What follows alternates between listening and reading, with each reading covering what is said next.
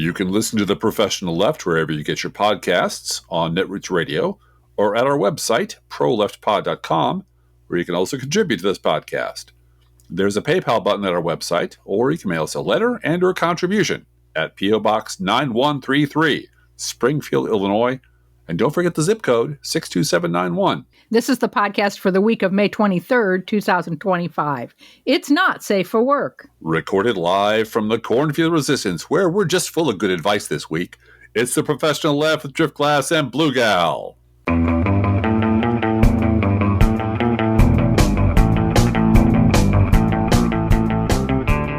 Hey, Blue Gal. Hey there, Driftglass.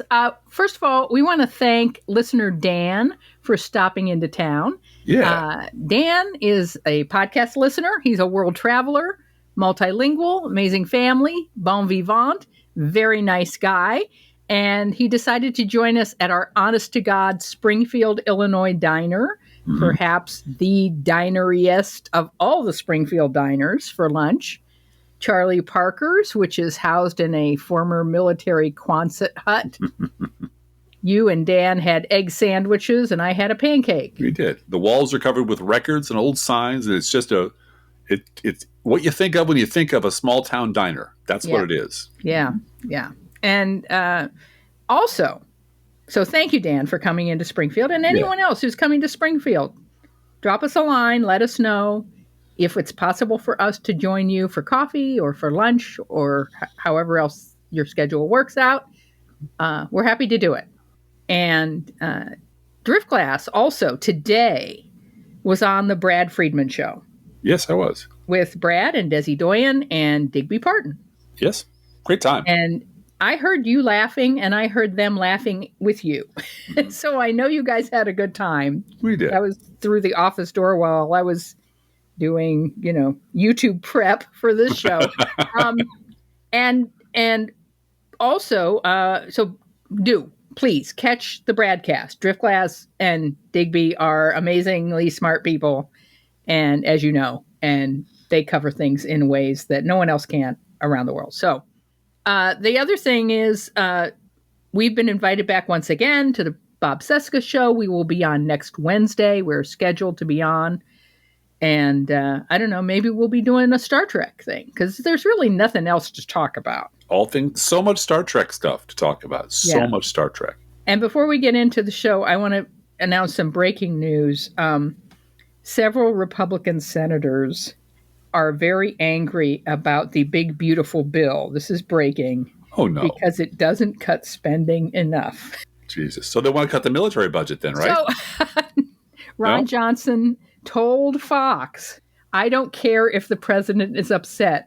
I care about my grandchildren and the deficit. The deficit. So, yeah. So, and look, if four of them find that excuse palatable and they're not up for, this is the thing he said too. Ron Johnson said to Fox, look, these congressmen get reelected every 2 years and Donald Trump can primary them. That is not true with a great many senators who are not up for reelection in a year and a half. Right. We do not have to do this. And we do not have to sell our grandchildren's future with the deficit. Mm-hmm.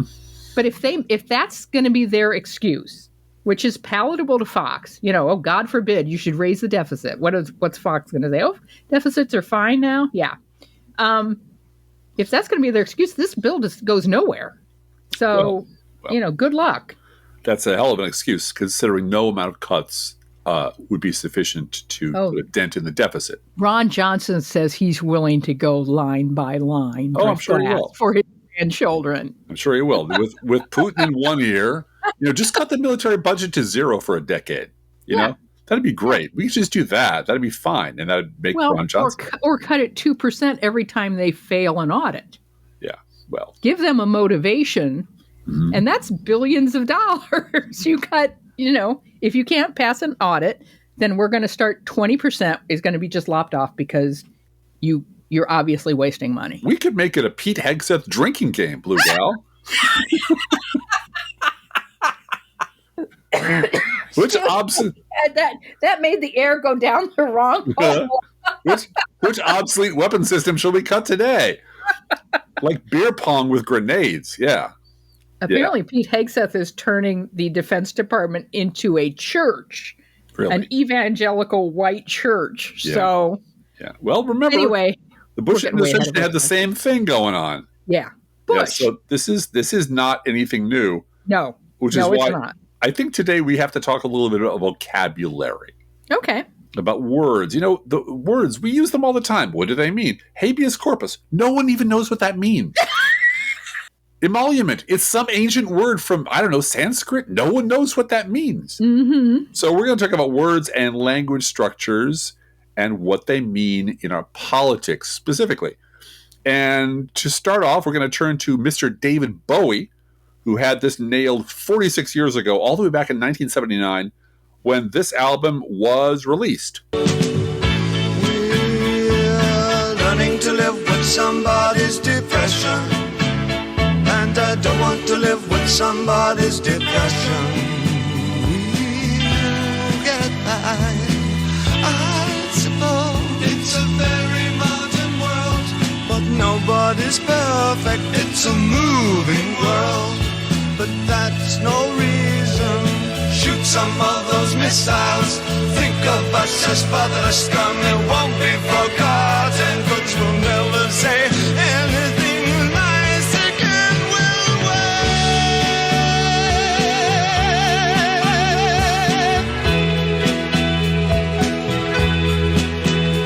And the wrong words make you listen in this criminal world. That was Fantastic Voyage off the Lodger album, which I had until I gave away all my Bowie stuff and other albums. But it's still available online, and I still love it. Know every song on that album. And that clip was just long enough to get this episode demonetized. So, yay us. Which is kind of an inside joke in our house. Oh, no! YouTube demonetized another episode. We're never going to see that, what's it up to now, Blue Gal? $4.36, Drip Raz. We're never going to see that $4.36 that they have banked for us. Never. We're never going to see it. Sad. So sad. Anyway. The wrong words really do make people listen in this criminal world. So the next question is, what do you do about it, right? Now, today we're not speaking to you like an ethics panel, like a TED Talk, like people who care deeply about all the liberal priorities that all of us agree on. We're not talking in that voice today. Instead, we're giving you hard-won advice about winning. And in the here and now, winning is ugly because in the here and now, politics is not lofty and it's not idealistic. So instead, think of politics as a bar, as a dive bar. And it's getting near closing time, and your goal is to get laid. Period. That's it. That's all you're in here for. Now, there's a belligerent asshole at the end of the bar who's loudly shouting nonsense that you find really offensive. Do you engage the belligerent asshole? No, you do not. Why don't you? Because your goal is to get laid. Period. Not argue with some drunk asshole. Now, there's a bored bartender behind the bar who's starting to wipe down the bar and close out the tabs. You know what that means. Can he be of any help to you? No, he cannot. Because he's the letter of the law. He's your ticking clock. And when the clock strikes 2 a.m. and the lights go on and the patrons will be shown to the door, whether you've hooked up or not. Now, there are a few other patrons nursing their drinks, and one of them is an unaccompanied, comely lady. She is the undecided voter or the centrist voter or the independent voter. That's who she... Oh, now I'm starting to like the way the story's going. I wasn't so sure, but I got to talk at Barstool level, at Rogan level, for people... Yeah, Rogan level, right. For people to understand. So she represents the undecided centrist independent voter, right? Okay. And at this moment, your goal is to get her to go home with you. Got it? For one night. For one night. Hey, who knows? You're there to get electorally laid, okay? To lay some electoral pipe, if you will. Not to get married. Great if it works out, but you're not here to get married or to start a family or to pick out adjoining plots in the cemetery. So the question is, how does this get accomplished? Well, so here is an aggregation of the advice that very highly paid consultants and pundits and their billionaire sponsors are currently screaming at Democratic politicians. Yeah, here's all the things you're supposed to do. So, first and foremost, do not talk about policy because voters hate policy. And don't talk about facts because facts confuse voters. That is correct. You need to be authentic, but do not be too authentic. I love this one. Be a fighter, but don't be confrontational. Yes, it's, but hey, when you get paid to tell people dumb advice, any dumb advice will do, I suppose. Never challenge anyone's stupid, bigoted opinions. Mm-hmm. And never take offense at being called a corrupt baby-killing commie either. No, because they're our allies now, so you're not allowed to get offended by them calling you corrupt baby-killing commie in the face of evil 2 minutes ago. Use plain, clear, even blunt language, but for God's sakes, don't offend anyone. And above all, remember that no matter how wrong they are, voters are never wrong because they have the final say, and they're the American people, Driftglass. The American people have had their say. So you must respect the voters, no matter how stupid or bigoted they are, and how very clear they make it that they will never, ever, ever vote for you. Right. You still got to respect them. They are the them. American people. That's right. And you must never insult them. I get the feeling that people like Cory Booker just mainline this advice. Oh, yeah. And Kamala Harris, yep, to a great extent, did the same thing. Don't offend them. Followed that rule book. Mm-hmm. Which is why you should be authentic, but only stick to vibes, vibes and sports and farts and tit jokes, right? That's all you should be really into. That's what the consultants and pundits say. That's what they're telling candidates to do. Now, we, on the other hand, we favor a different sort of strategy, if you will, bolder strategy. And to explain that strategy, let us turn now to Better Call Saul. Timestamp. 12:03. So, got it? In the here and now, in our imperfect, broken world, be Kevin Costner. Tell them what they want to hear. Lie your ass off. Mm-hmm. Mm-hmm. And before you start to feel bad about it, ask yourself this. Whatever beef you have with Democrats, and it's clear that many of us have a beef with Democrats. Right. Is it true or not true that on his absolute worst day, Joe Biden is 100 times better, more decent, and more focused on the problems of real, average Americans than Donald Trump? Is it true or not true that on her worst day, Kamala Harris would have been 100 times better, more decent, and more focused on the real problems of average Americans than Donald Trump? Yeah. And to you and me, Driftglass, it's blindingly obvious. Yeah. And yet, I hope you've all registered to vote because, like Matt Gaetz at a high school dance, the election is ominously approaching. I, for one, am excited with 21 days to go. We still have no idea who the is going to win. And that's all thanks to one very special group of morons. With 21 days until Election Day, the race to the White House, it is getting tighter, and the candidates are putting a laser focus on undecided voters. Undecided voters in battleground states could decide it all. That small sliver of undecided voters, they're going to make or break this election. Oh, yes, undecided voters, the same people you see at the ice cream shop asking for 12 mini spoon samples. It's a $3 cone, asshole. How is anyone still undecided in this election? At this point, choosing a candidate should be easy. Look, it's like a lube salesman deciding if he should swing by P. Diddy's house. He has all the information he needs. But after almost 2 years of campaigning, this election still comes down to winning over a few dozen Pennsylvanians with carbon monoxide poisoning. Now, don't get me wrong. Maybe these undecided voters aren't stupid. Maybe they have a good reason for being idiots. Has anyone asked them what the hang-up is?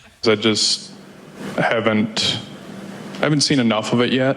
I need to pay closer attention and kind of do more independent research. I just need to do my own research. I'd have to do more research.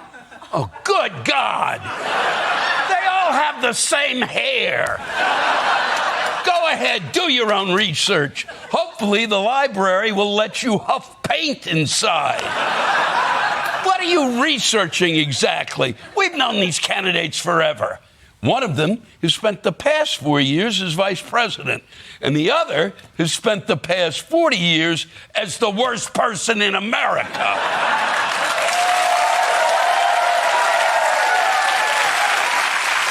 What the is left for you to learn about them? How they load a dishwasher? So, okay, then we had that debate. Remember that debate where Kamala Harris wiped the floor with Donald Trump? Just blew him out of the water from the handshake to the end. She just owned his ass. And what difference did that make, Blue Gal? This is from Reuters, September 11th, 2024. Quote, Kamala Harris was widely seen as dominating Tuesday's presidential debate against Republican former President Donald Trump, but a group of undecided voters remained unconvinced that the Democratic vice president was the better candidate. I'm having trouble keeping my tummy down, Blue Gal. Reuters interviewed 10 people who were still unsure how they were going to vote in the November 5th election before they watched the debate. 6 said afterward they would now either vote for Trump or were leaning towards backing him. 3 said they would now back Harris, and 1 was still unsure how he would vote, unquote.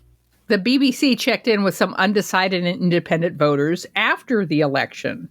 Would you like to hear what they found? This is from the BBC. I really don't want to hear what they... I don't, but we have to. Yeah, we have to. Who did these undecided U.S. voters finally pick? Quote, Felicity voted for Trump in 2020, but has yet to decide if she'll back the former president a second time. I have no freaking clue, man. It's so hard. So hard. Oh, so hard. Felicity. When I voted for Trump, it came down to who would I trust with my kid alone? And it wasn't President Joe Biden. I'm still undecided. All of my family is voting for Kamala, and my friends are voting for Trump. I'm going to vote for one of them. I've got no idea which one. I'm still super duper undecided. I think I'm leaning towards Kamala over Trump if I think about who would I trust alone in a room with my daughter. I'm going to make up my mind when I go into the ballot booth. Your daughter just lost her Medicaid in the House yesterday. Congratulations. Yeah. Felicity. And your SNAP benefits are under the gun. So, yeah, way to go. Quote, Jessie voted for Biden in 2020, but this year she was leaning towards a third-party candidate. She's now also going to vote for Jill Stein. My mind would have been changed to maybe vote for Harris if I'd heard more from her than that was substantial. Nothing she said, I felt, throughout the campaign really sounded like it had any substance, and there were some key issues I don't support her on. I would say the same for Trump, so I'm going to stick with a third party. You know, if enough voters in swing states decide to go third party, Democrats and Republicans would have to realize that they have to choose candidates who we can support, Blue Gal, unquote. Send a message. Gotta send that message. Yeah. And now here's Matt. In September, Matt told the BBC that Harris very likely had his vote. He's since left his ballot for president blank. I ended up casting an empty ballot for president. It was tough, but I felt like no candidate really offered any policy that resonated with me. I didn't feel like any candidate offered anything that was, again, very substantial. Somebody's taught them to do that. Yeah. Unquote. And, you know, that's doing their own research, man. You know, no, they didn't. You just didn't do any reading or follow anything, and that's the problem. Back to the article, quote, Tracy was impressed with Harris after her TV debate with Trump, but remained undecided. Now she's still not sure, so she's not voting for either Harris or Trump. Oh, good. I have definite plans of who I'm going to vote for, but I can't tell you the candidate's name because I don't know the candidate's name. I'm voting for a third party. Hopefully that candidate is an adult or a human or not someone she's just imagining. I'm not happy with either of our major presidential candidates. Oh, no, both sides, Blue Gal. David Brooks wins again. Yep. I know the third-party candidate doesn't stand a chance to get in. It's just to send a signal to Washington that I'm not playing their game. And if they want me to vote Democratic or Republican, they better put somebody out there with brains. One of them, wow, Tracy. yeah, I wish we had voters with brains there, Tracy. One of them is a bully who wants to own the country. The other one wants to give the whole thing away, unquote. One more. Vanessa was impressed with Harris earlier in the campaign, but is throwing her support behind Trump. I believe Trump has surrounded himself with competent leaders such as Tulsi Gabbard, RFK Jr., and J.D. Vance. Yeah. Unquote. Yeah, we were going to, because it goes on and on like that, but we were going to stop before that, but like, oh, really? Gabbard, RFK, and Vance are the reason you're swinging over to the Trump side. Yeah. So now take all of that into consideration. You know, the overwhelming evidence that Trump was and is completely unfit to hold any political office anywhere, proven by his own first administration, versus the basic decency and competence of both Biden and Harris. What is it that undecided and independent voters really want? Think about it. What do they really want? And remember, pundits and consultants are adamant that however crazy or stupid the voters' issues and priorities might be, you as a candidate are bound to respect them. So what do undecided and independent voters really want? They want to be lied to. It's just as simple as that. Let me tell you something. If you're committed enough, you can make any story work. I once convinced a woman that I was Kevin Costner, and it worked because I believed it. Right? It has nothing to do with the story. By now, the undecideds who voted third party or voted for Jill Stein or left it blank, whatever, must know that this kind of performative sending a message voting is ridiculous and will never work. And some of them actually said that, right? Yeah. Because the only message it sends is, I am ridiculous. It sends a message to all third-party grifters, however, that maybe they can hit you up for a donation. But they want to believe a lie. And Jill Stein is more than willing to give them what they ask for. Mm-hmm. At some level, the woman Jimmy McGill hooked up with for the night back in Chicago knew he wasn't Kevin Costner. But she wanted him to be Kevin Costner that night. She did. She really did. And, whether it was drunk self or sober self, she was willing to be lied to. Mm-hmm. And he was more than willing to provide the lie to her. He absolutely was. Yeah. And that's what independent and undecided voters are. Yeah, that's exactly right. They want to be lied to. Yep. No, so think about the two presidential campaigns in 2024. One was more than substantive and detailed enough for anybody who was bothering to look or doing any reading. But undecideds are lazy. They're always just on the verge of doing their own research, when the truth is they don't want to even do the minimal amount of homework necessary to make an informed decision. They can't be fucking bothered. Instead, Driftless, I think it's like the conservative voters who, want to be on Tucker Carlson. Yeah. And bring a videographer to the school board meeting, right?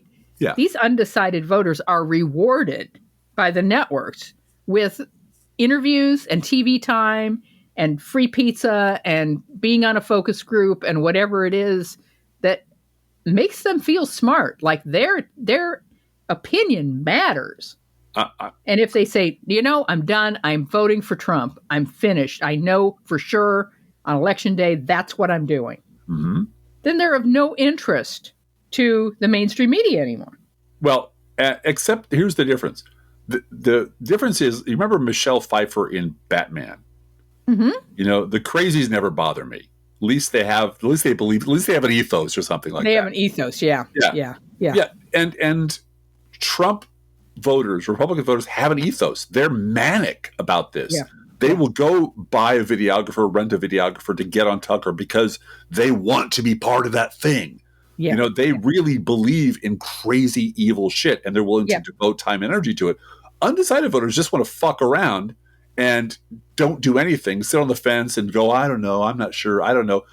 They're not committed to that as passionately because it requires no passion to be committed to it. They're just lazy and ignorant. If they make up their mind, I'm just saying, I guess the extending the undecidedness till election day is milking it for all it's worth. Oh, yeah. But you're right. It's not an ethos. You're right. Well, they're the They're the person at the end of the bar. I don't know. Maybe yes. Maybe no. Yeah. The clock is ticking.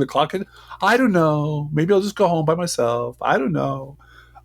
So instead, many of them just soak up what little they think they know about politics from hanging around at gamer sites and Joe Rogan and Barstool Sports, for the vibes and the farts and the tit jokes. Yeah. So if the Democrats were offering boring substance and detail, what exactly was Trump offering that made him so alluring to these voters? If you vote for me, all of your wildest dreams will come true. They are begging to be lied to. Don't insult them by refusing to lie to them. See, Democrats by and large have the same problem as the narrator of Flatland, A Romance of Many Dimensions. I don't know if you've heard of that book, but it is a satirical novella by Edwin Abbott, first published in 1884 by Seeley and Company of London, and written pseudonymously by A. Square. Mm-hmm. The original intent of the books was to snark about the hierarchy of Victorian culture, but it has become a quick and entertaining way to introduce grade school or high school students to the concept of dimensions. One of my math teachers did this for us. It's cool. It's interesting. Yeah. What is 2-dimension versus 3-dimension, etc. Yeah. So Mr. A Square in this book is literally a square. He exists in 2 dimensions, and so everything in this world is seen as lines, circles, or gaps of various lengths on a 2-dimensional plane. People are visible as lines, the walls of the polyhedron houses are visible as lines, and the doors on those houses are seen as gaps that shrink or grow. You get the idea. Mm-hmm. Everything's on a 2-dimensional surface. Then along comes a sphere, which seems to be able to do magic. As it passes a cup through a plane, to Mr. A Square, it appears to be changing its size because all Mr. A Square can see is the contact point between the 2 dimensions and the solid object. The cross section. And a cross section keeps changing, yeah. Right. From its vantage point in 3 dimensions, it can see what's going on inside houses or people on the other side of the person. And explaining to the square about the 3rd dimension doesn't work. So finally, the sphere takes him up to its realm, Spaceland, to look down at his own world from a 3-dimensional perspective. And the results are predictable. Have you seen the light? Yes! Yes! Jesus H. goddamn Christ! I have seen the light! So I love that analogy, but this is where it breaks down. In our circumstances, it doesn't work at this point on because all of us already exist in something like a 3-dimensional information universe. Mm-hmm. Us folks over here who choose to pay attention, we choose to do the homework, to vet our sources, to correct ourselves if we get our facts wrong. That's part of being a member of a 3-dimensional information universe. But even though they live in the same 3-dimensional information universe as we do, Republicans and undecideds and independents all choose to flatten their perceptions so that they can only see what's right in front of them, or even worse, only see what they want to see. For their own reasons, they just will not look at all the facts, or any of the facts that are inconvenient. They will not make reality-based comparisons of the parties or the candidates based on practical considerations and the laws of nature. They will not believe that their useless, toxic third-party gestures are in fact useless and toxic. And any attempt to pry them loose from that perspective is greeted with anger and dismissal and contempt. So, frankly, until the rest of the country sobers the hell up and starts acting like adults, for the time being, don't even bother to try. For the time being, our advice is be Kevin Costner. And that means be likable. And tell them what they want to hear. Tell them what they want to hear. Yeah. Absolutely. I see the point of consultants who say don't get angry, particularly if you're a black candidate. Sure. I do see that point because the media will never let that go if you lose your temper. And you have to, as a candidate for office, try to be likable. If you're yelling at everybody all the time, you're not going to get the votes of average Americans doing that. No, you're going to get the vote of Joe Walsh when he was a MAGA guy. Yeah. Because that's what they respond to. He was screaming all the time. Yes, that's the angry, screamy drunk at the end of the bar, with whom you do not engage. But for the undecided person sitting there, I don't know what, tell them what they want to hear, man. You're going to make all their dreams come true. You're going to make all their dreams come true. Yep. So we have a news roundup today, Drift Glass, from the Nashville scene. Love this story. We love this story. Mm-hmm. Quote, kitchens closed to avoid ice at Steve Smith's Broadway bars. Mm-hmm. Conservative bar owner lost prime weekend service at Honky Tonk Central, The Diner, and Kid Rock's because of heavy ice presence. Apparently, Kid Rock has given his name as a licensing deal to a restaurant. Yeah. And it had to close because they have too many undocumented people in their kitchen. Yeah. Downtown Kitchen shuttered over the weekend to avoid immigration agents in at least 3 locations owned by conservative restaurateur Steve Smith. Smith, the wealthy owner of Broadway establishments, including Tootsie's Orchid Lounge and Rippy's, has been a public conservative presence in Nashville, notably mounting local opposition to COVID-related restrictions on public gatherings. He's also a Trump supporter and donor. Recent panic at his restaurants indicates that his own Broadway empire and the wealth it has generated relies directly on employing immigrants not authorized to work in the United States. So he's got something in common with Donald Trump. Yeah. Whose hotels are constantly employing undocumented workers. Yeah. And everybody knows it. Everybody knows it. This is from Raw's story. Quote, huge scandal. Internal documents catch Trump administration in massive Social Security lie. An internal Trump administration document reportedly shows that anti-fraud checks recently installed at the Social Security agency have found just 2 cases of potentially improper benefit claims out of more than 110,000 claims at a rate of 0.0018%. NetGov noted that the Trump administration's deployment of so-called anti-fraud tools did cause delays as Social Security Administration changed its phone procedures to add the checks on the back end, unquote. So people's benefits were delayed. So they could find 0.0018%, 2 cases of fraud. When I'm sure you all remember, because we all have working memories, 5 minutes ago, when Elon Musk was screaming that there's just millions of cases of fraud. So all these dead people, 150-year-old people being paid checks.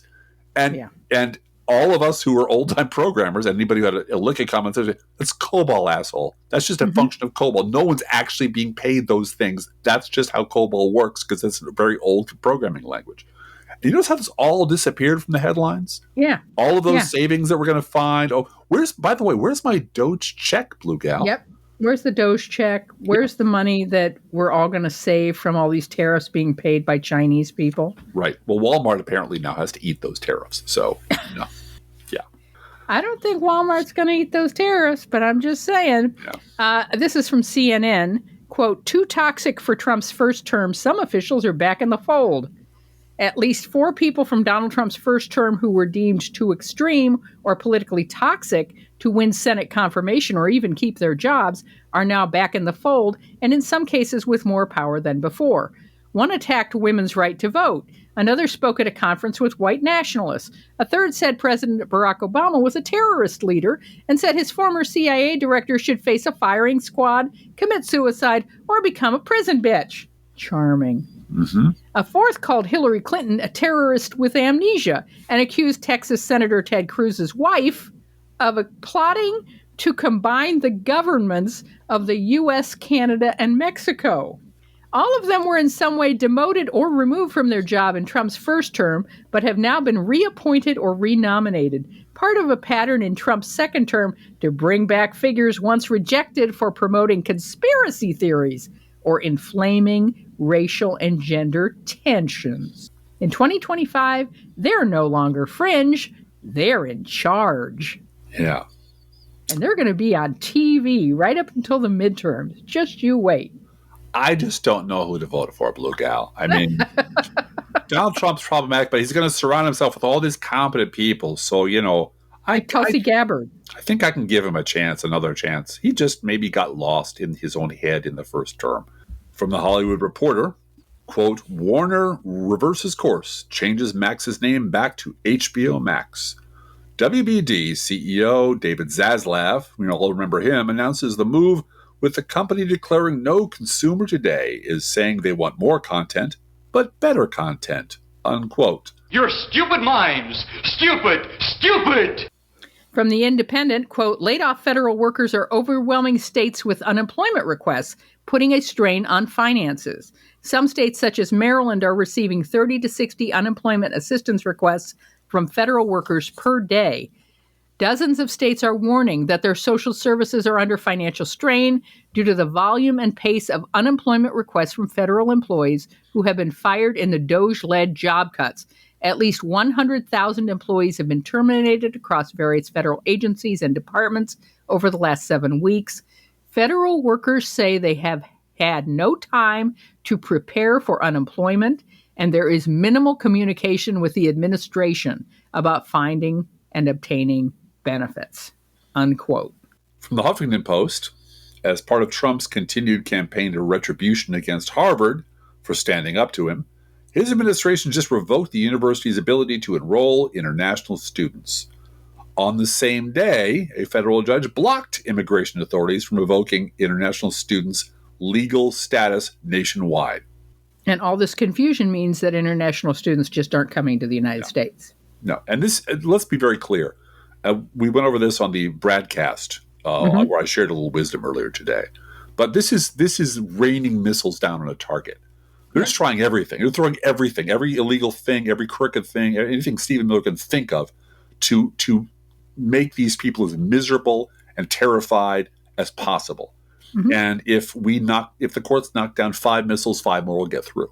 So it's worth the fight. It's worth knocking down those 5. But just be clear, these people are fascists. They have no respect for the rule of law, and they're going to keep coming after us because a whole bunch of undecided and independent voters decided that, the difference between the two parties is irrelevant.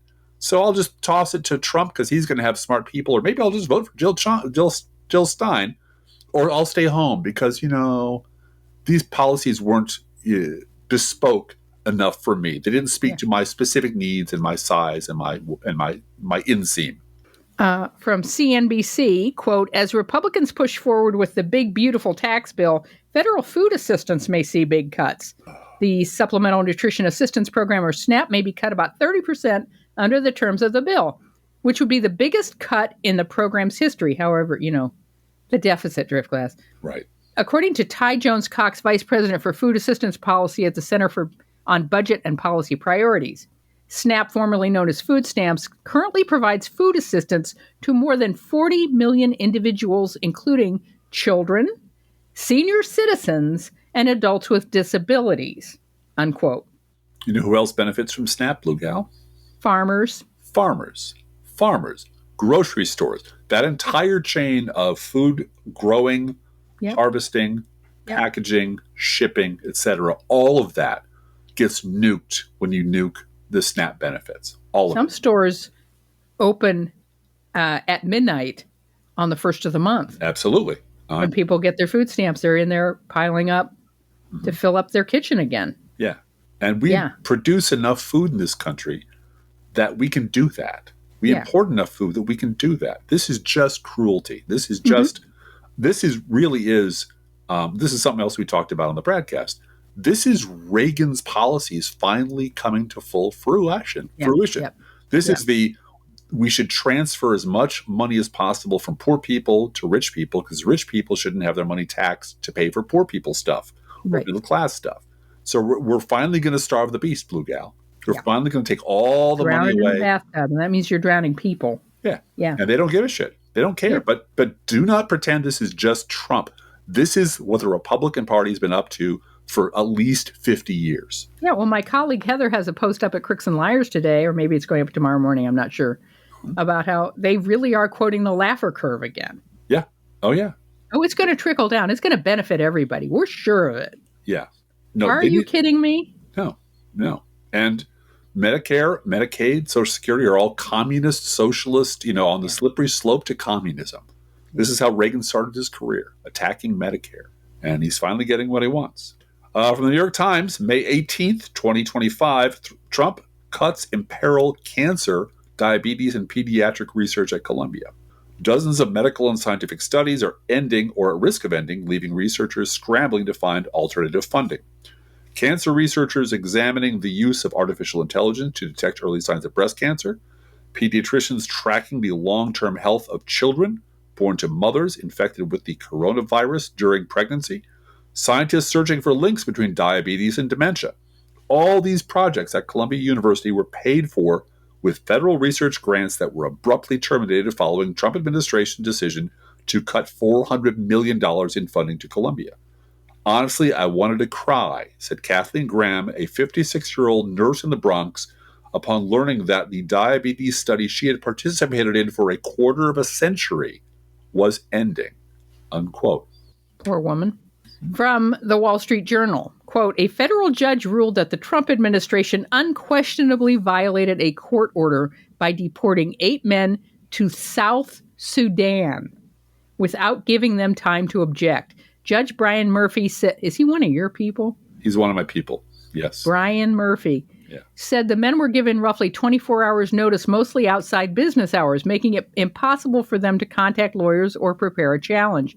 I don't see how anybody could say these individuals had a meaningful opportunity to object, Murphy said. The flight carried men from Cuba, Mexico, Laos, Vietnam, Myanmar, and South Sudan and landed in Djibouti after leaving Texas. Of the 8 on board, only 1 was a South Sudanese citizen. Nevertheless, the Department of Homeland Security called the deportees monsters and accused Murphy of trying to dictate the foreign policy and national security of the United States, unquote. I think Judge Murphy should be throwing Kristi Noem in jail. I think throw her in jail and have a quiz about what habeas corpus means. Right, and we can talk about habeas corpus after you've learned what it is. Mm-hmm. Yeah. Another example of Trump behaving like a monstrous asshole on camera in front of the whole world, from the Washington Post.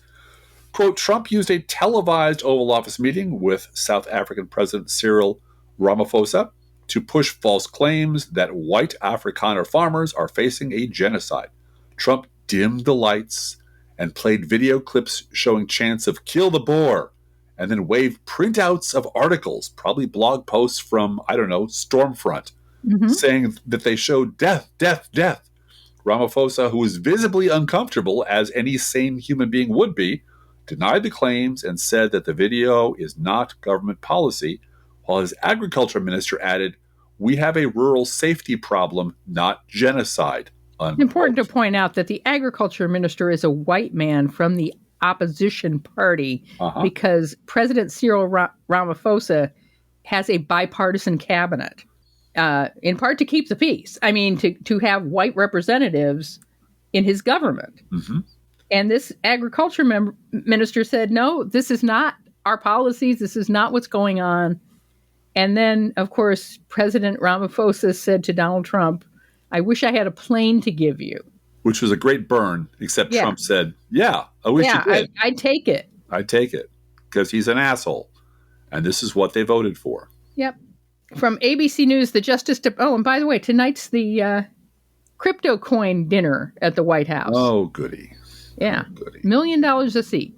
Mm-hmm. From ABC News, quote, the Justice Department moved to dismiss police reform agreements in Minneapolis and Louisville, days before the anniversaries of the killings that prompted them. Black people, unarmed black people getting killed by cops. Mm-hmm. They need supervision to not do that. So George Floyd was murdered on May 25th, 2020. Breonna Taylor was killed on March 13th of the same year. The Biden-era DOJ found both departments engaged in unconstitutional policing and negotiated court-enforceable consent decrees The Trump administration, however, claimed that the findings were flawed and the agreements would not be in the public interest. He means white racist public interest. Yeah. Calling the reforms factually unjustified and a form of federal micromanagement. Well, Trump administration is right about that. It is federal micromanagement because these police departments need federal micromanagement. Yeah. Well, the guy rage tweeting about Bruce Springsteen at 1:30 in the morning. Right. Bitching about federal government getting involved in, little things, small things of small detail. Whereas he's there rage tweeting about Bruce Springsteen, a song. Yeah. But, fuck them all. This is from Politico. Quote, Trump warned House Republicans the failure to pass his big, beautiful, awful, fucking terrible tax bill and spending bill would be, quote, the ultimate betrayal, unquote.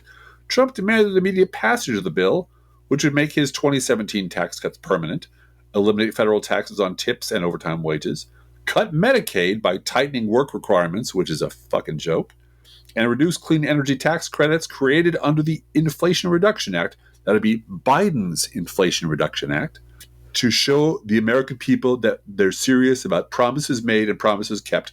Trump also warned the GOP holdouts wouldn't be a Republican much longer if they voted against it.